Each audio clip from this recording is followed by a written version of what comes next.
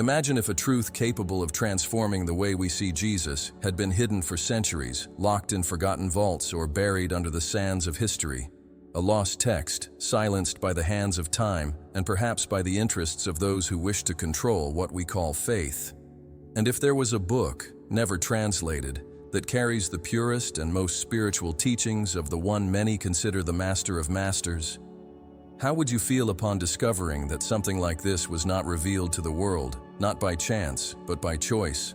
The Book of Celestial Shadows begins with a question, and it is this question that could shake the pillars of traditional religiosity. Why hide something that could liberate millions? In 1945, when the Gnostic Gospels of Nag Hammadi were discovered, the world caught a glimpse of what could be the true spiritual voice of Jesus. But decades before this, rumors were already circulating among mystical scholars and independent archaeologists about an even older, more symbolic, bolder manuscript. A record of teachings not written with ordinary ink, but with vibrational symbols in a language that many called celestial. A text that didn't seem to be made for common eyes, but rather for ready consciousnesses. A knowledge that defies the very structure of earthly language. Was Jesus merely a man of wisdom? Or was he encoding universal secrets for a future humanity? This supposed Book of Celestial Shadows does not appear in public archives. It is not cited in official bibliographies, but fragments of it emerge like specters, passages in ancient dialects, echoing enigmatic messages in remote corners of Judea and even Abyssinia. Carbonized documents in forgotten monasteries atop Egypt and accounts from monks silenced by ecclesiastical authorities in the 4th century suggest that there was something more, something that could not be accepted by a theology seeking order, not expansion. The very absence of this book in any canonization already raises a flag. What was so dangerous about it? To understand the importance of this suppression, we need to understand the urgency of controlling spirituality at that time. After the crucifixion of Jesus, dozens of lines of thought emerged about his teachings. Some spoke of Christ as a universal consciousness, others as an internal figure, and some, more radical, as someone who came not to establish a religion, but to deprogram the human mind from the prison of fear. A book that addressed these ideas in their entirety, with transcendent symbols and detailed spiritual instructions, could dismantle the still gestating dogmas. And for the empire, and later for official Christianity, this was an unacceptable risk.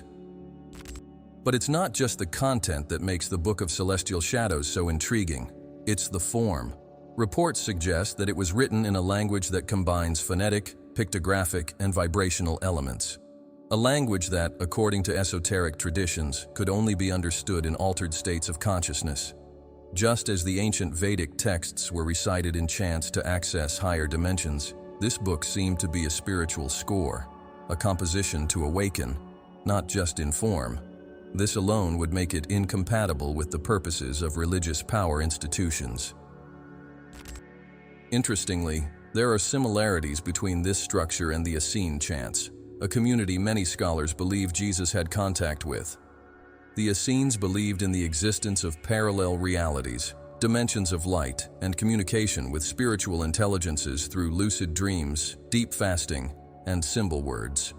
The Book of Celestial Shadows, according to indications, was not a manual to understand Jesus, but a guide to becoming like him, a map for the activation of a Christ consciousness, long before any liturgical structure was formed. Some modern scholars investigating the Dead Sea Scrolls mention disjointed fragments that do not seem to fit into any known gospel, words that glow under ultraviolet light, sentences without coherent translation, references to star codes, and ascending verb. Many have dismissed this as mystical delirium, but others believe that these excerpts belong to a larger compilation, possibly the so-called hidden book. The fact is that there are pieces, like parts of a sacred puzzle, scattered in unlikely places, waiting for someone with courage and sensitivity to put them together. The idea that Jesus conveyed teachings through spiritual symbols and metaphors is not new. However, a document that compiles these instructions, free from political filtering, would be a game changer. What would this mean for contemporary faith? For those who have always sought a direct connection with the divine without intermediaries? This is where the narrative takes an even more sensitive turn. Perhaps the world is not yet ready for this book. Maybe, as the ancient guardians of knowledge claimed, certain truths can only be revealed when the seeker is prepared to not only read them, but live them. What if all of this is real? What if there really is a hidden work that teaches about the anatomy of the soul, about how to awaken dormant gifts, about how to transcend death while still alive? What would remain of the religious structures based on fear, guilt, and submission? Could this book be the last thread connecting humanity with its divine origin? Or just another myth among many? The doubt remains, but the suspicion that there is something too big to be revealed grows each time a new fragment appears in the right hands. This narrative is not only historical, but also spiritual. The search for this book forces us to look at the void we feel when confronted with the absence of authentic answers. It represents what all of us, at some level, intuit, that there is more, much more, than what we have been told. An internal calling, like a forgotten melody that resonates in our soul when we hear a truth we didn't know we knew. This is the real power of the Book of Celestial Shadows, to awaken memories we never learned but have always lived within us. In the absence of concrete evidence, all we have left is instinct, connection, the vibration we feel when we come across stories like this. The mystery is not an absence of answers, but an invitation to a journey. And in this journey, what matters is not just finding the book, but becoming worthy of understanding it. For perhaps the true book is not hidden in caves or secret archives, but within each consciousness that dares to remember what it has always known. And so, with doubt throbbing and our hearts on alert, we conclude this first part not with an answer, but with a key. What if that which would liberate us has always been hidden not from our eyes, but from our courage to see? For centuries, a strategic silence has hung over texts that had the potential to forever change our understanding of spirituality. It was not chance that erased alternative records to the official narrative about Jesus and his mission. What was excluded from history often tells more than what was kept. Behind the curtains of religious history, there was a silent and meticulous operation of selection and censorship. And it is in this void, in this purposely forgotten space, that the supposed Book of Celestial Shadows hides, a document whose mere existence already challenges the integrity of the truth imposed over the millennia. The erasure of Gospels deemed not convenient began as early as the first centuries after the crucifixion. As Christianity gained institutional body, the need for a unified doctrine imposed itself. Councils, like the one in Nicaea in the year 325, were not just meetings to debate theology. They were political assemblies where power dictated which versions of Jesus' life and teachings should be perpetuated. What did not fit was labeled as heresy, gnosis, fantasy, and so hundreds of texts were excluded, hidden, burned, and with them, the chance for a broader spirituality, less hierarchical, more experiential. The idea that there would be an invisible library, a collection of writings deliberately removed from public access, gains strength with the discovery of the Gospels of Thomas, Philip, and Mary Magdalene found in Nag Hammadi. These texts not only differ from the canonical narrative, but they offer more intimate, symbolic, and deeply spiritual views of Christ. They do not focus on external miracles, but on internal revelations. The kingdom of God is not seen as a distant place, but as a vibrational reality accessible here and now. It is in this spirit that speculation arises about the Book of Celestial Shadows, an even deeper compilation, perhaps intended not for common reading, but for internal activation. What makes this supposed book unique among so many forgotten manuscripts? Not just its language or content, but the fact that it has never been translated. And perhaps it has never been possible, not due to a lack of linguistic ability, but due to the absence of a prepared consciousness. The Gnostic tradition suggests that certain knowledge is alive and only reveals itself as the reader awakens internally. This transforms the idea of reading into initiation. The text is not an end, but a gate, a rite of passage, a mirror that only reveals its true reflection to the sincere seeker. Among mystical scholars, there are those who assert that the Book of Celestial Shadows contains symbolic instructions, practices for spiritual elevation, references to subtle planes, and above all, a vision of Jesus as the leader of an initiatory school. Unlike the shepherd who leads a flock, he would be the archetype of the master who awakens masters. His teachings would not be dogmas, but tools. He did not speak to believers, but to seekers. This nuance changes everything. And perhaps for this reason the book has been veiled for so long, because it empowers the soul rather than subduing it. The shadow books, a term that appears in various mystical traditions, are not hidden records just because they are physically concealed. They are shadowy because they require traversing one's own internal shadow to be understood. They demand spiritual maturity, courage for self-confrontation, and the renunciation of comfortable certainties. This is why, in the initiatory schools of antiquity, such as those of Isis, Mithras, Pythagoras, and even in the Essene circles, knowledge was passed orally or through symbols. Only those who demonstrated inner readiness could receive higher instructions. One of the most intriguing aspects of the mystery is that, according to some records, this book was never lost. It was supposedly protected, hidden by compassionate hands who knew what would happen if it fell into the wrong ones.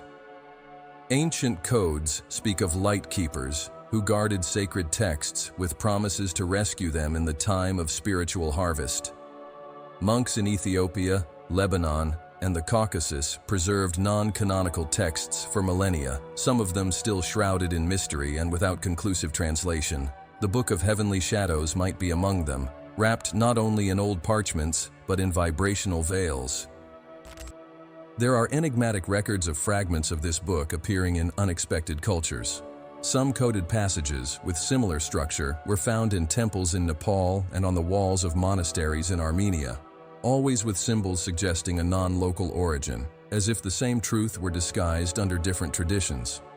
It's as if the book were not just an object, but a field of knowledge touching various peoples, at various times, always preserved by souls who recognized its silent importance. This book, unlike traditional Gospels, would not intend to convince, indoctrinate, or convert. Its purpose would be to provoke, shake, and liberate. The reader, or rather the initiate, would not be a spectator, but a co-author of the revelation. The journey would become personal, intimate, non-transferable. And perhaps that's exactly why it had to remain hidden, because it demands spiritual autonomy, and that's the opposite of what many religious systems offer. The invisible library is, at its core, a living symbol of humanity's spiritual memory. It is not in Alexandria, nor in Rome, nor in the secret archives of the Vatican. It pulses in corners of the world where the sacred is still whispered in silence, in every silent guardian who has walked the earth, in every seeker who dared to doubt what they were taught. The Book of Celestial Shadows may be the rarest among these records, not because it is unreachable, but because it demands from the reader something that few are willing to offer: the surrender of the ego and the surrender to the inner light. In today's times, when information circulates at an almost supernatural speed, the greatest secret may not be what is hidden, but what is in front of us, invisible to hurried eyes. And it is in this paradox that the book rests, visible only to those who know how to see beyond form, like a silent flame that never goes out, even in the heart of humanity's spiritual night. With each rediscovered fragment, each symbolic coincidence revealed, each whisper that emerges in dreams or intuitions, the book continues to write itself through us. And who knows, at the end of this journey, we may not just be readers, but living pages of a manuscript that has always been waiting for the right moment to reveal itself. Most of the sacred texts we know were written in traditional human languages: Hebrew, Aramaic, Greek, Latin. But what if there existed a book that refused to be contained in these forms? A text written in a language so subtle, so vibrational, that it could only be understood through an elevated state of consciousness? The rumors surrounding the Book of Celestial Shadows talk precisely about this, a language that does not belong to any known people, but echoes in all mystical traditions as a language of light. a structure of living symbols which activate forgotten parts of the soul and open internal portals when contemplated or vocalized. This idea is not new. Ancient civilizations such as the Egyptians, the Vedics, and the people of the High Andes spoke of sacred languages reserved for the initiated. These were not everyday languages, but ceremonial codes used to communicate with the gods, heal spiritual diseases, and invoke invisible realities. The ancient Hebrews spoke of the mystical power of the alphabet letters. In Kabbalah, each character has a frequency, a vibration, a spirit. The Hindus did the same with Sanskrit, and the Essenes, with whom Jesus is believed to have lived, maintained chants in undocumented dialects that produced altered states of perception. Could the Book of Celestial Shadows have emerged from this vibrational lineage?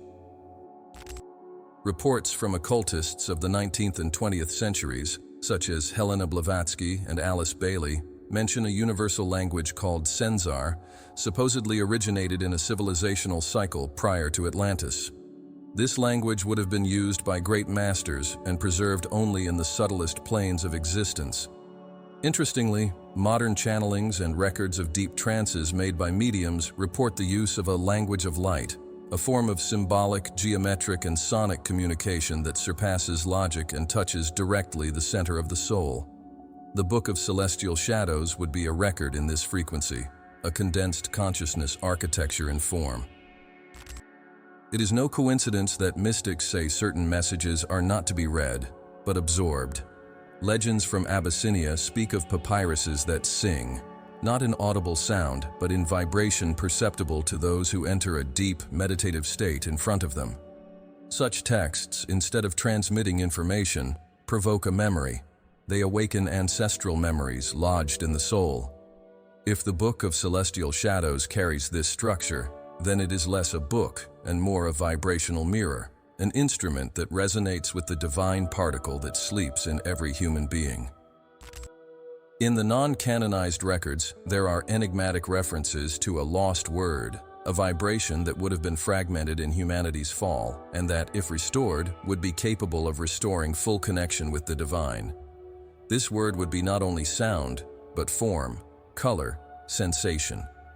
The Enochian alphabet, revealed to the occultist John Dee in the 16th century through visions, contains similar structures.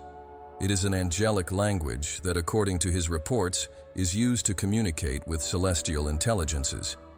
A bold hypothesis suggests that the Book of Celestial Shadows was written in a variant of this alphabet, a language that does not aim for communication between humans, but between planes of existence. What makes this even more mysterious is the resistance of religious institutions to even consider such possibilities. Over the centuries, anything that was not comprehensible by the theological parameters of the time was labeled as heresy, delusion, or magic.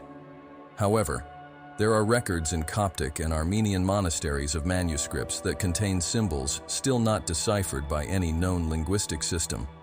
Lines composed of characters that resemble spirals, waves, fractal figures, and that, when visualized, cause alterations in the emotional and perceptual state of the observer.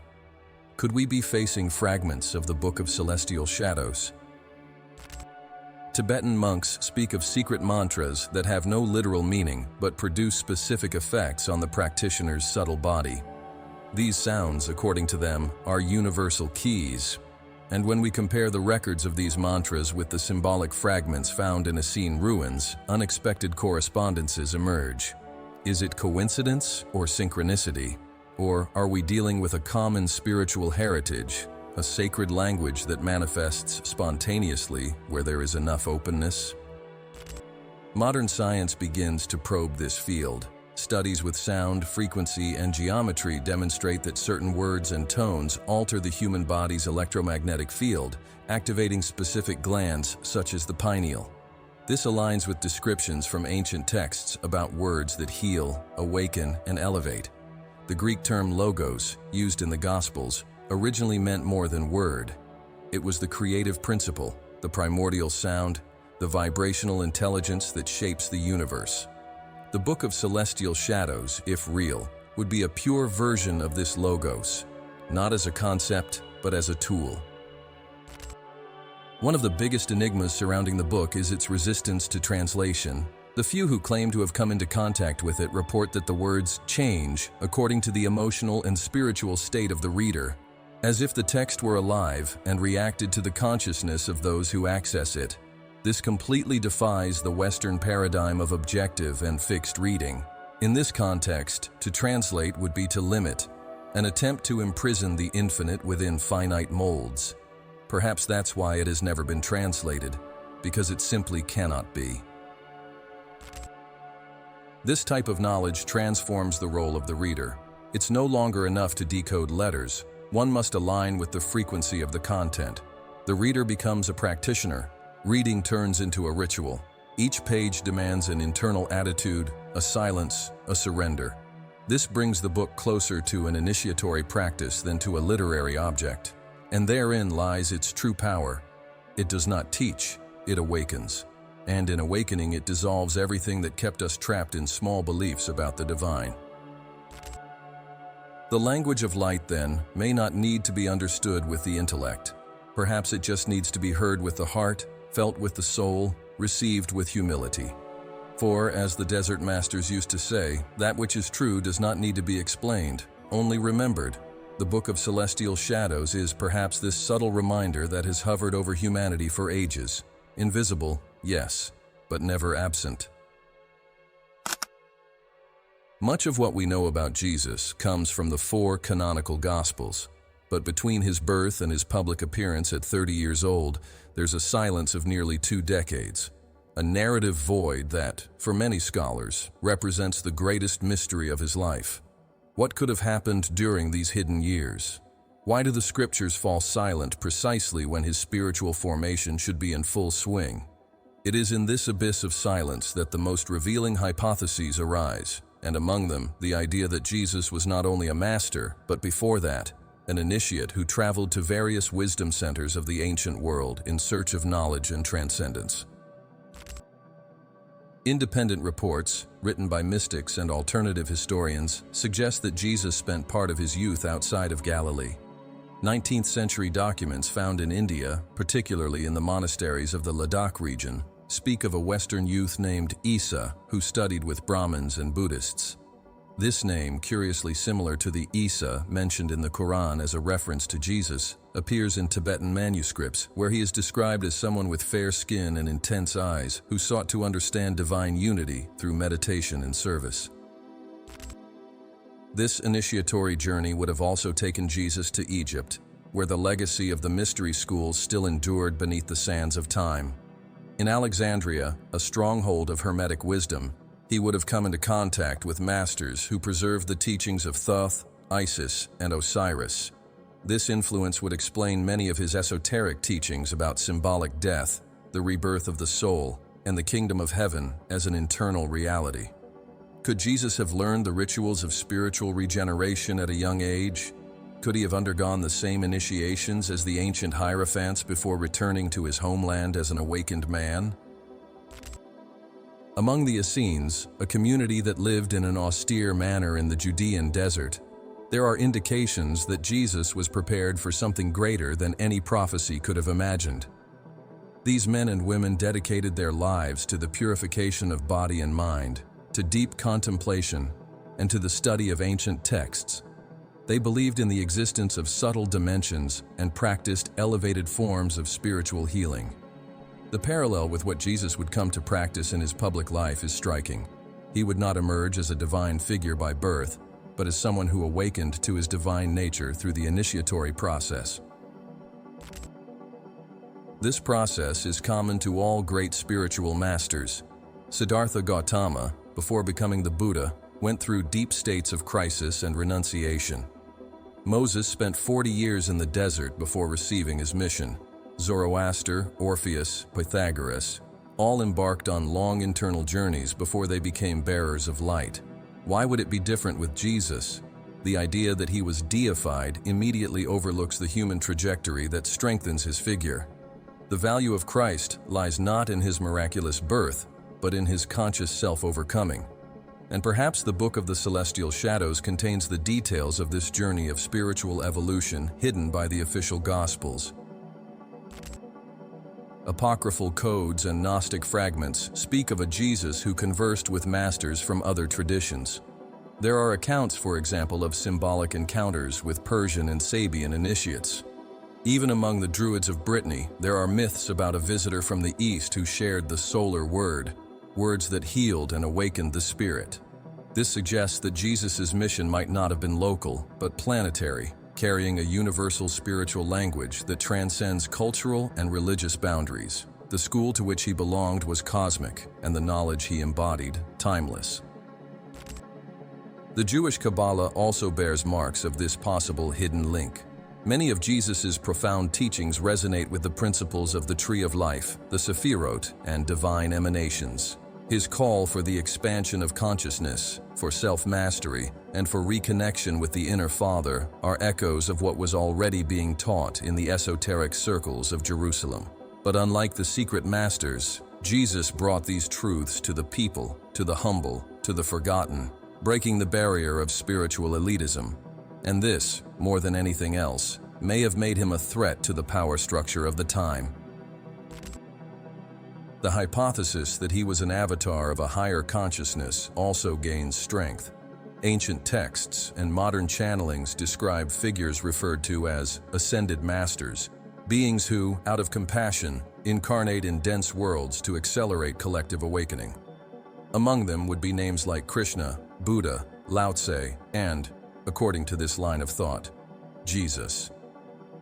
The Book of Celestial Shadows, in this context, would not be a historical book, but an ascension manual left as a legacy for future generations, a kind of vibrational map to navigate the labyrinths of duality and return to the source of everything. It is possible that the miracles attributed to Jesus, healings, materializations, levitations, are not supernatural events, but natural manifestations of someone who understood the hidden laws of the universe, laws that everyone could master if they knew where to look.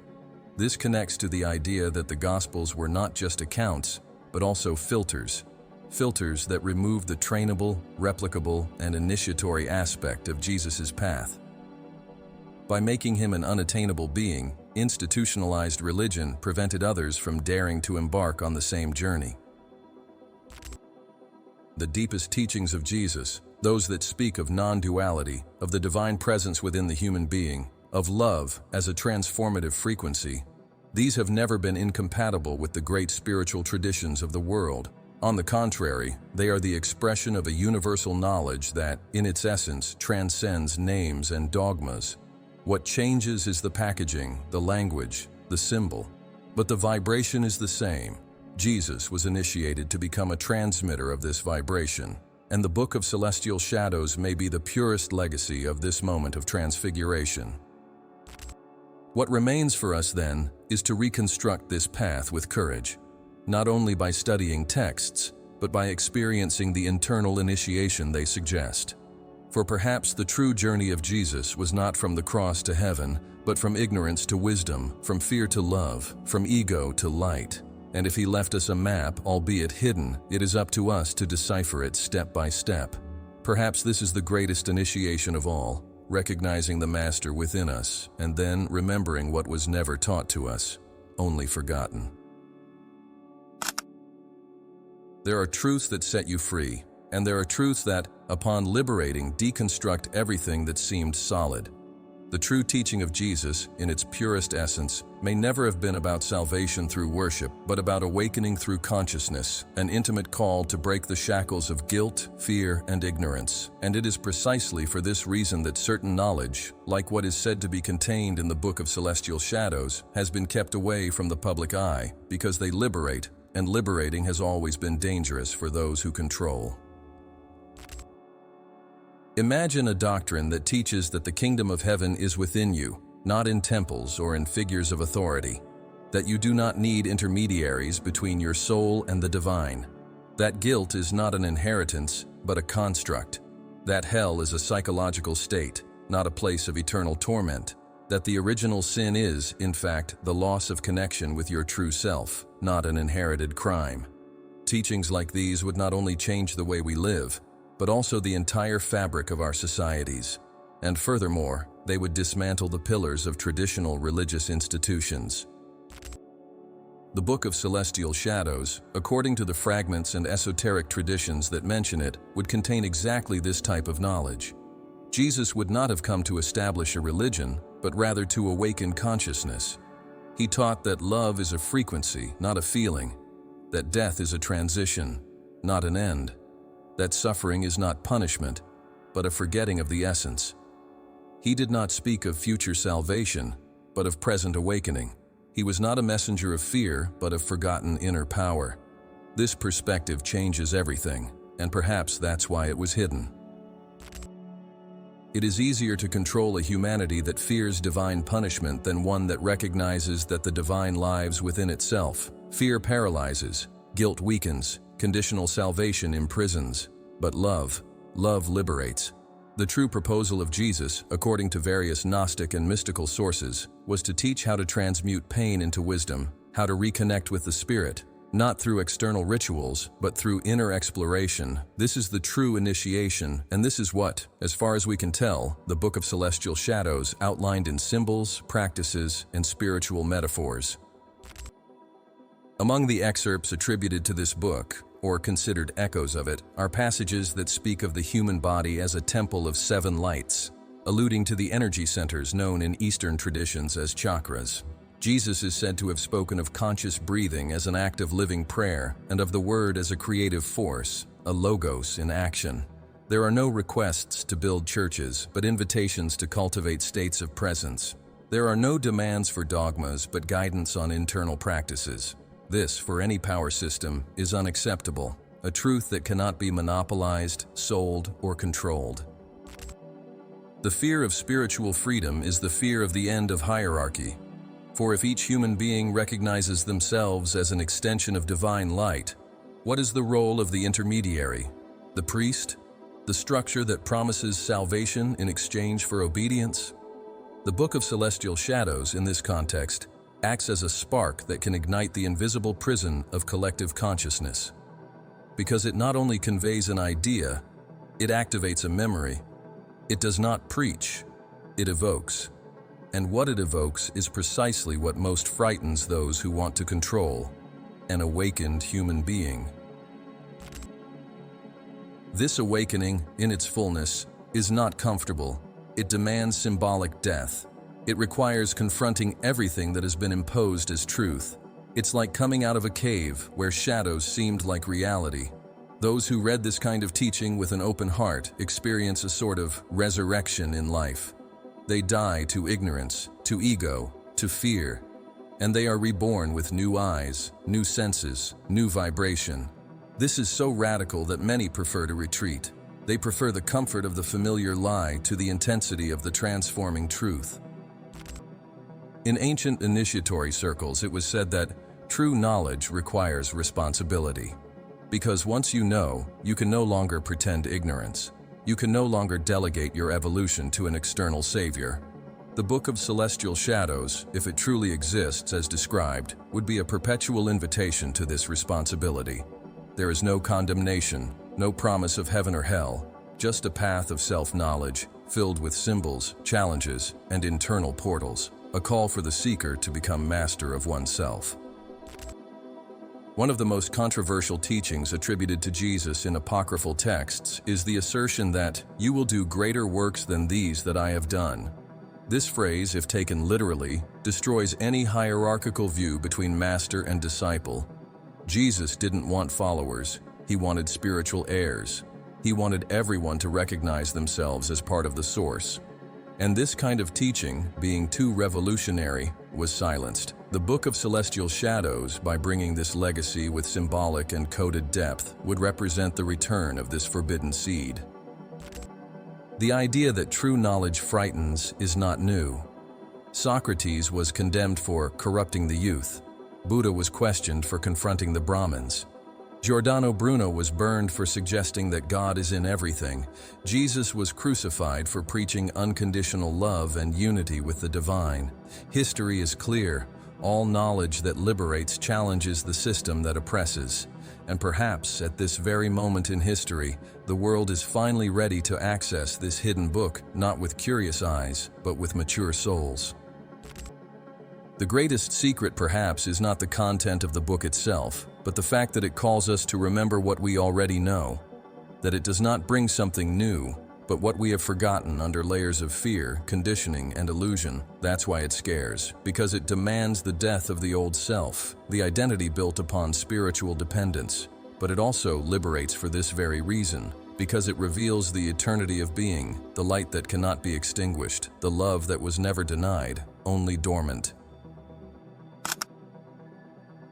Throughout the centuries, fragments have emerged like matches lighting up in the darkness. Isolated passages, torn verses, charred papyri. None of them individually seem significant, but when connected with the gaze of the seeker, and not the censor, they reveal something unsettling. There is a silent tradition of Christified wisdom that has been systematically left out. And these fragments are not imaginary. They are physically present in Armenian, Coptic, Ethiopian, Syrian, and even Persian archives.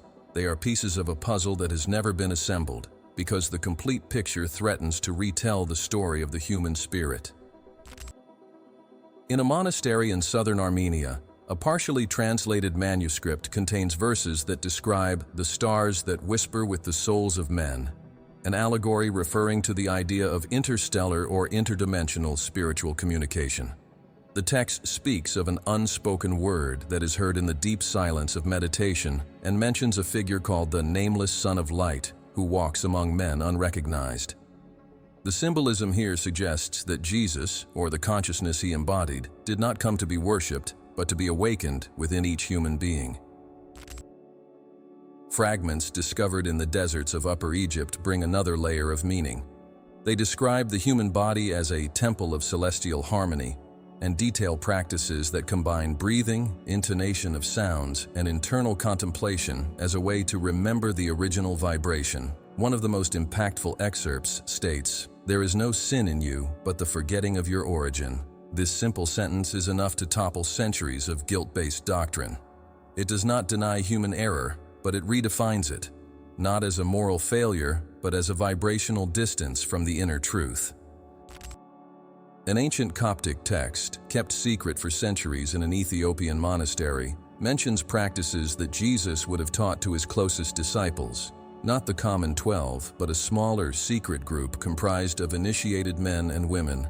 These practices included singing the hidden names of the soul, entering states of silent ecstasy, and visualizing geometries of light around the body. The goal, to activate the body of light. This expression, today widely explored by contemporary spirituality schools, was already described in detail in writings that were forgotten, or more precisely, suppressed. Some of these texts make direct reference to reincarnation. A passage from the so-called Gospel of the Seven Wings, whose origin is controversial, features a master saying, "Just as the sun returns each morning, your soul will return until it fully recognizes itself in God." This idea, common in various Eastern traditions, directly contradicts the traditional Christian narrative. However, there is evidence that this view was indeed shared by certain early Christian groups before it was condemned as heresy centuries later. The possibility of the soul traveling through multiple lives to expand its light completely changes the urgency of salvation imposed by religion. Another fragment, preserved among Syrian manuscripts from the 3rd century, presents the divine feminine with a striking force. There is mention of a luminous entity named Sophia, who guides sleeping souls through the veil of ignorance. Jesus, in this passage, is presented as Sophia's companion, not as her superior. Together, they represent the union of the solar masculine and the lunar feminine, the complete alchemy.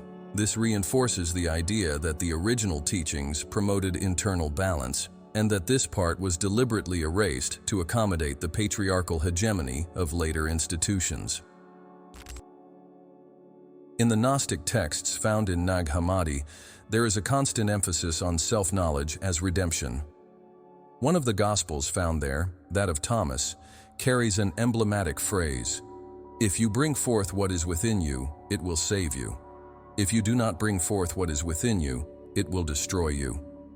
This quote synthesizes the essence of what the Book of Celestial Shadows seems to contain: an invitation to self-revelation, not submission. It is salvation as an internal process, not as an external reward. Some chants preserved in the Caucasus Mountains mention the transparent word, an inaudible sound, but one that vibrates in everything. According to the monks who maintain this tradition, this sound is the foundation of creation. Every human being has a spark of this word and can awaken it through inner listening. The language here becomes subtle, poetic, symbolic. It's not about reading with the eyes, but with the soul. And it seems that the Book of Celestial Shadows would be entirely composed of this type of vibrational teaching. In some ancient Arabic texts attributed to Sufi sages, there are mentions of an incomplete gospel of light, where Jesus is called Ruh al-Qudus, the Spirit of Purity. He is not worshipped, but remembered. He is not followed, but invoked from within. The fragments speak of a mirror that only reflects when the seeker disappears. This kind of mystical language is present in all profound traditions and converges like an invisible net to the same point. The inner divinity is the key to freedom. The most surprising thing is that all these fragments share a common trait. They were marginalized, guarded by silent monks, discredited by official theologians, overlooked by academic translators. But perhaps they were never written for the institutional world. Maybe they were intentionally sown for souls who, in future times, would be ready to understand without being explained to. They would be echoes of the Book of Celestial Shadows, preserved in vibrational time capsules, waiting for the right frequency. And now that these fragments are surfacing, even if still in small portions, it's up to us to realize that the book may already be revealing itself. Not all at once, not in one single place, but in thousands of hearts that, when they resonate with these truths, become living pages of this book. For spiritual truth, when mature, no longer needs paper. It pulses in the body, vibrates in the breath, and transforms silence into revelation. Not all knowledge was lost by accident. Much was kept by choice. The choice of wise minds, devoted hearts, and awakened spirits who understood that light, if revealed prematurely, blinds rather than guides. These were the guardians, men and women who silently preserved, encoded, and hid for generations the knowledge contained in the Book of Celestial Shadows. And they did not do this out of fear, but out of honor. They knew that certain truths, if revealed in dark times, would be distorted, manipulated, or destroyed. Thus, they became the watchmen of the invisible, safeguarding sacred wisdom while the world spun in ignorance. The Essenes may have been the first recognized of this silent lineage. They were not just a desert people, but a spiritual fraternity, committed to vibrational purity and direct connection with the divine. Their records speak of masters who do not speak, but who plant seeds in the dreams of men. They were versed in astrology, soul alchemy, sound healing, and spiritual fasting. And there are strong indications that they were the first guardians of what would later manifest as the Book of Celestial Shadows. Not as a physical book, but as a living wisdom field, passed on through symbols, breaths, and silences. When Rome expanded its dominance and institutional religion consolidated, the guardians had to move. Some crossed deserts, others took refuge in caves, but many hid the teachings in unlikely places. Stained glass windows, liturgical chants, tapestries, architectural structures that, under the common lens, reveal nothing, but to the initiated eye, they reveal astral maps, spiritual geometries, and activation archetypes. The true sacred library was not made of books, but of living symbols disguised in everyday life. Knowledge was hidden in plain sight. During the Middle Ages, this role was partially assumed by Hermetic orders. Long before they were associated with conspiracy, groups such as the Cathars, the Rosicrucian Gnostics, and even the early Templars secretly cultivated spiritual practices inherited from teachings predating official Christianity. The cross for them was not a symbol of suffering, but of transmutation. The chalice was the womb of the spirit, and the grail, the awakened consciousness. And within their rituals were hidden subtle passages that evoked lost words attributed to Jesus, words that were not recorded but preserved orally, ritually, vibrationally. There were also those who acted in complete invisibility, monks who lived in seclusion, communicating only through geometric symbols carved in wood, earth, or stone, women who passed down ancestral songs from mother to daughter, whose melodies carried vibrational keys to access subtle realities. They were healers, midwives, blessers, later labeled as witches, persecuted, burned, silenced. But there also pulsed the non-institutional Christic wisdom. The Book of Celestial Shadows, some occultists say, was never in one place because it lives in the heart of all who remember. Among the guardians, there are also those who do not belong to an order or tradition. These are the so-called spontaneous guardians, beings who awaken at different points on the planet without physical masters, but with a direct connection to spiritual wisdom. Ordinary people who, in states of deep meditation or near-death experiences, receive visions, symbols, languages they have never studied.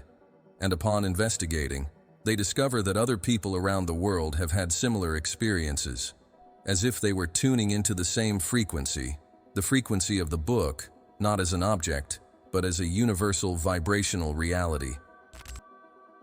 Among the most controversial figures in history, some suggest that Joan of Arc, for example, received direct instructions from higher consciousness. Others point to Leonardo da Vinci as a possible bearer of coded symbols in his works as a way to protect fragments of forbidden knowledge. Even more mysterious is the presence of figures like Jacob Boehme, Meister Eckhart, or even Saint Teresa of Avila, whose mystical experiences indicated direct contact with the internal divine, exactly as the lost texts attributed to Jesus describe. They all express truths very similar to those we seek today among the fragments of the hidden book. And why haven't these guardians revealed everything? Why haven't they opened the archives, shouted their discoveries to the world? The answer is not fear, but wisdom.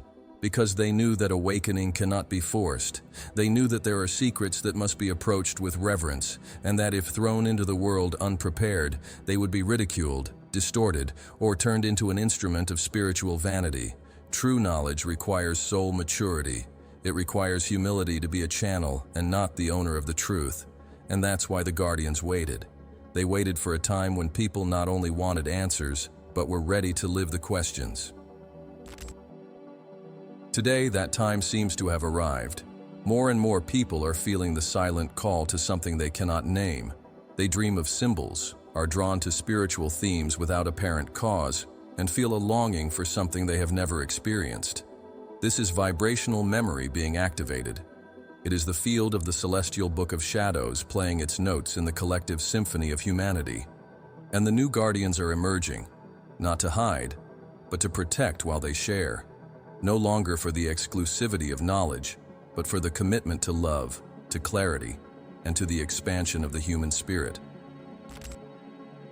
Protection is now vibrational. It's no longer about physically hiding knowledge, but about elevating it so that it can only be accessed by aligned hearts.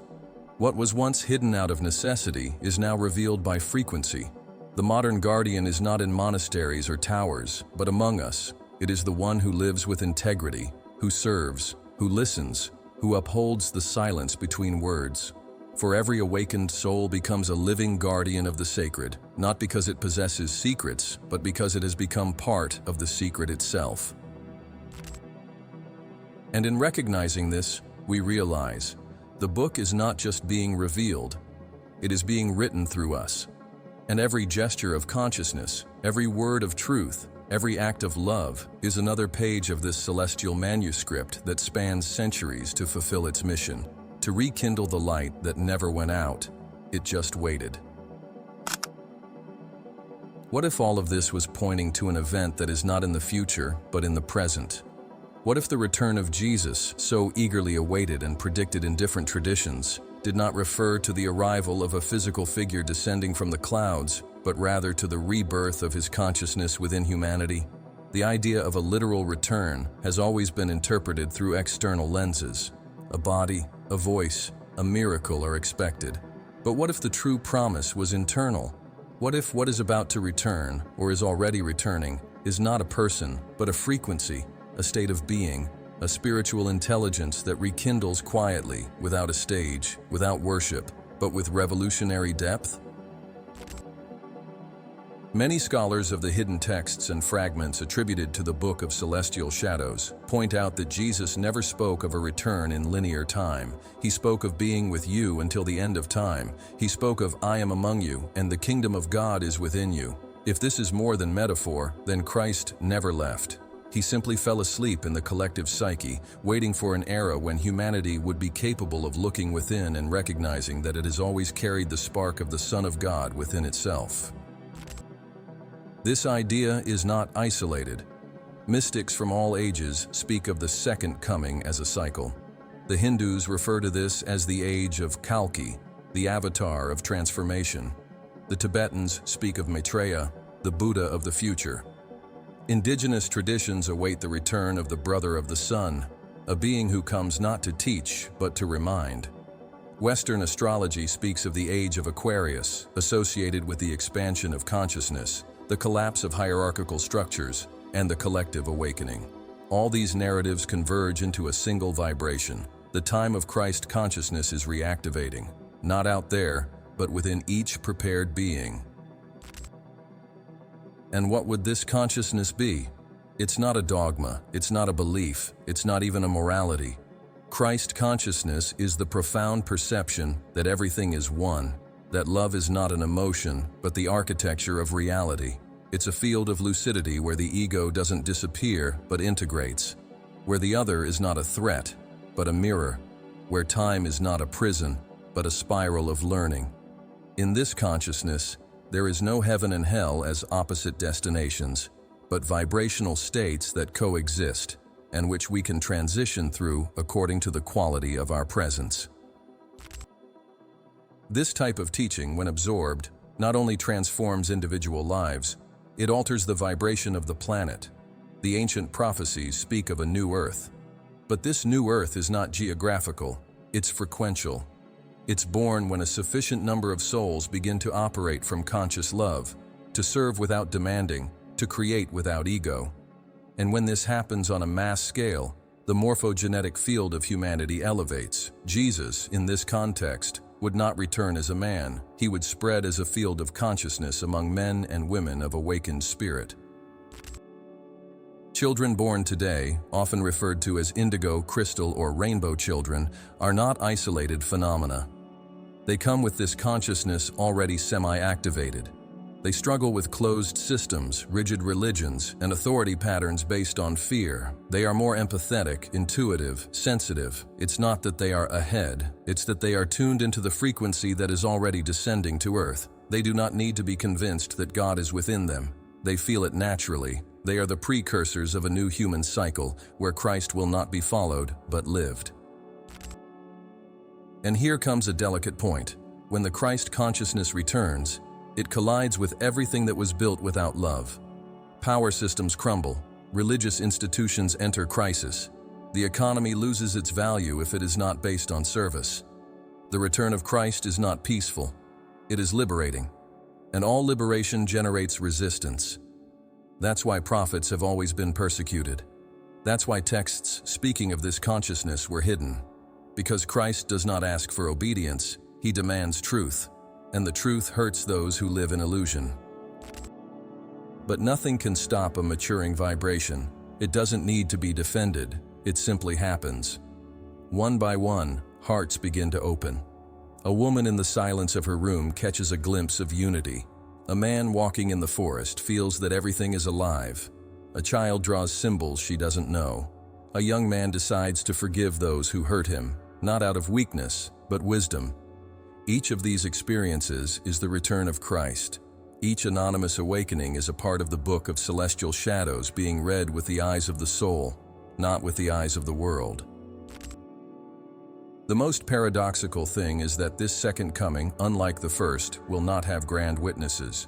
It will be subtle, invisible, personal. Each human being will be the stage.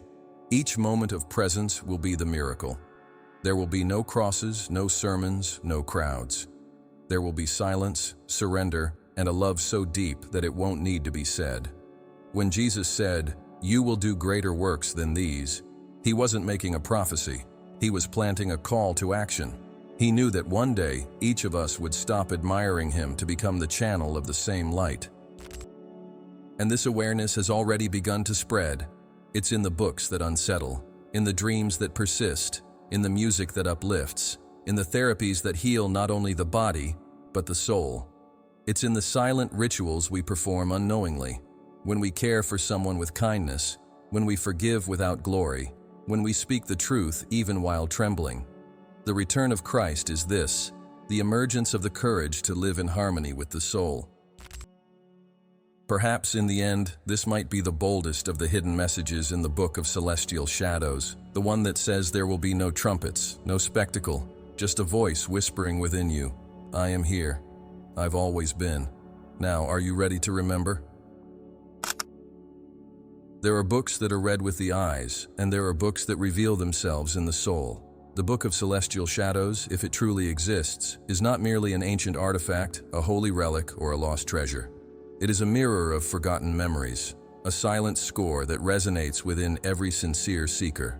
Throughout this journey, we realize that it may have never been an object, but a vibration, a consciousness, a field. And perhaps its greatest mystery lies in the fact that it was never outside of us. It inhabits us, it observes us, it calls us. The legacy that this book carries is not just that of a master named Jesus.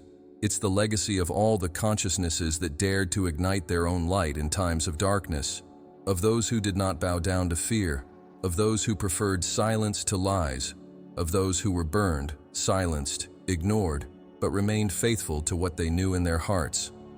The true record is not in papyrus or scrolls, but in the vibrational field built by these souls over millennia, a field that now pulses with redoubled strength, calling to be activated by a new generation of conscious guardians. It is necessary to understand, light is not the absence of shadow. Light is that which acknowledges the shadow and transforms it into wisdom. The celestial shadows are not forces of evil. They are parts of the sky that have been forgotten, distorted, misinterpreted. They are repressed spiritual memories, fragmented truths, stifled gifts. They are also the pieces of ourselves that we deny, the instincts we fear, the parts of the divine that we project outward because we lack the courage to recognize them within. The book invites us, page by page, to reintegrate these shadows with love, clarity, and reverence. Every truly transformative knowledge requires crossing a threshold, a point where the mind no longer knows, the ego no longer commands, and the soul needs to take the helm. The Book of Celestial Shadows, in its invisible form, is this threshold. It invites, but does not insist. It reveals itself, but only when the gaze no longer seeks power, but presence. The seeker who approaches it with a thirst for control finds nothing. But the one who arrives with a bare heart, willing to die to everything they thought they knew, receives more than words. They receive vibrational initiation. This legacy is silent because its strength lies not in spectacle, but in depth. Spiritual truth does not shout, it vibrates. It does not impose, it offers. It does not demand, it invites. Therefore, the guardians have always protected this wisdom with silence, because they knew that the sacred cannot be forced. It needs to be discovered, revealed from within, like a flower that opens at the right time. And now, in this time of accelerated awakening, the flower is blooming. Not as a global event, but as thousands of individual micro-awakenings, simultaneous, invisible, undeniable. You who have followed this journey may already feel this calling. Perhaps you felt it in dreams, intuitions, synchronicities, unlikely encounters, causeless tears. This is the book whispering within you, not in human sentences, but in vibrations of the soul. A reminder that you too are part of the word, that you too carry the symbol, that your own life is a passage from the larger manuscript, and that every choice made consciously is a sentence written in the invisible history of human awakening. The returning Christ does not seek worshipers, he seeks cooperators. He seeks those who accept to live with completeness, truth, and unconditional love. This is the silent legacy, a lineage not transmitted by blood, but by the state of being. A lineage that does not need stone temples because its temple is the awakened heart. A lineage that does not need flags because its language is universal. That does not need titles because its power lies in humility. This is the inheritance that the Book of Celestial Shadows distributes. Not a knowledge that elevates you above others, but a wisdom that unites you with everyone. And by accepting this legacy, you become not just a reader of the book, but a living page of it. Your conscious breath is a line, your loving silence, a paragraph, your sincere forgiveness, a new chapter. Your courage to be light in dark times is the author's signature within you. That's why the book doesn't end. It continues to be written, because every soul that awakens becomes a scribe of the new humanity. The new earth is not coming. It is being born within those who live as if heaven is already here. The wisdom that this book carries is not final nor definitive. It is circular, spiral, constantly expanding. It does not offer answers, but unlocks the right questions. It does not dictate rules, but invites internal discernment. It does not set boundaries between sacred and profane, between right and wrong, between heaven and earth. It dissolves these boundaries, because it understands that everything is part of the grand learning of the soul, and that each shadow is an opportunity to reveal a new light. And so, the question we started with returns, transformed. What if the Book of Celestial Shadows is not a lost object, but a living sacred memory that can only be accessed when we stop searching outwardly and dare to dive within? What if, at the end of this journey, we discover that we are the book? The silence that comes after this revelation is not empty. It's reverence. It's the sacred silence of someone who realizes they no longer need to search, because they've finally remembered who they are. Mind unfettered. Now it's up to you. If all of this has touched your heart in some way, tell me, what truth do you feel is ready to emerge within you, even if it is still in the shadows? In the comments, write as if you were activating an old memory that needs to awaken. It doesn't have to make sense, just write with your soul, because each word of yours here is also a living page of the Celestial Book of Shadows. And if you are ready to manifest along with other seekers, write, I am a living part of the sacred book of consciousness. This will be our collective field of manifestation. A portal of light in the comments for all who resonate with this journey. And if this story moved you, if you felt that there is still something more, that this revelation is just the beginning, then the next step is already before you. Tap on the video next to this now and continue your journey with the next chapter. The Book of 33 Steps, the hidden map Jesus left for enlightenment. There you will discover the forgotten map that guides the soul's path towards total enlightenment, step by step. Mind unfettered. You are not alone. We are all coming back together. And the book? It's still being written through you.